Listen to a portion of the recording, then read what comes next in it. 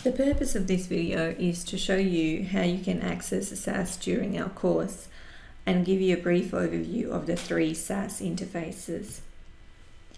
Some of you may have already noticed a difference in the SAS interfaces when accessing SAS through the e-learning pages. Now, when installed on your local computer, and which is most often the case when you go out into the workforce, you will be accessing SAS via a Windows environment.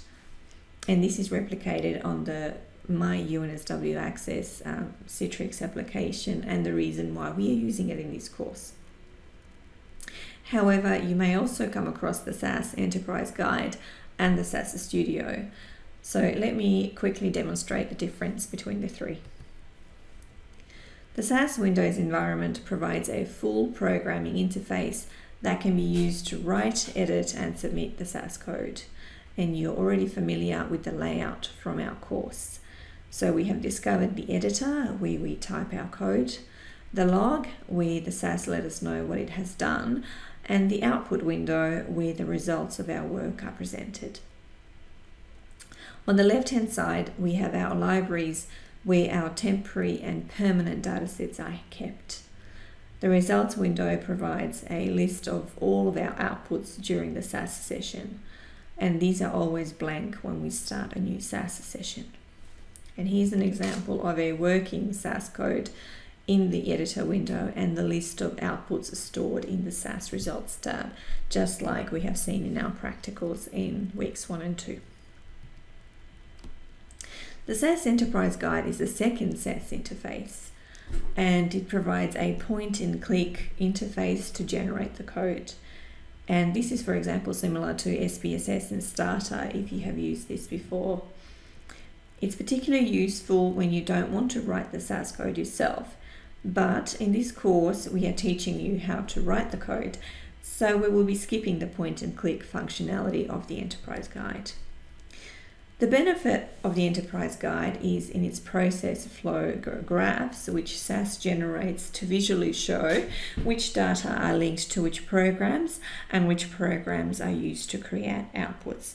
And this feature is unique to the SAS Enterprise Guide. I'm particularly liking this.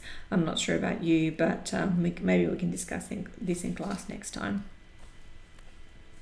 The SAS Studio is the third interface, and on the first look, it's very similar to the Windows environment that we're used to, with just some additional functionalities like these snippets and tasks on the left-hand side.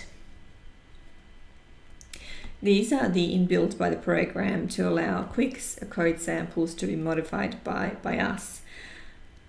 And similar to the Enterprise Guide, it allows the point-and-click functionality, so you don't have to write the code yourself. And SAS e-learning tutorials are using the SAS Studio in their demonstrations.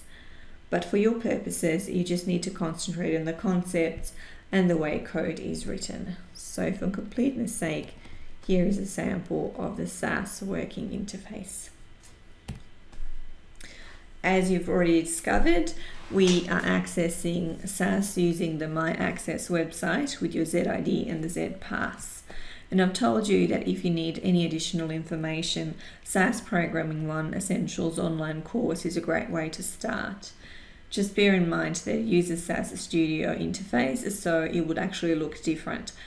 But for your purposes, just concentrate on the concepts and the way the code is written. And finally, just 3 pointers when you're using SAS. Number 1 is to please open one SAS session at a time. If you open up 2 or more of instances of Citrix, your code will actually not work.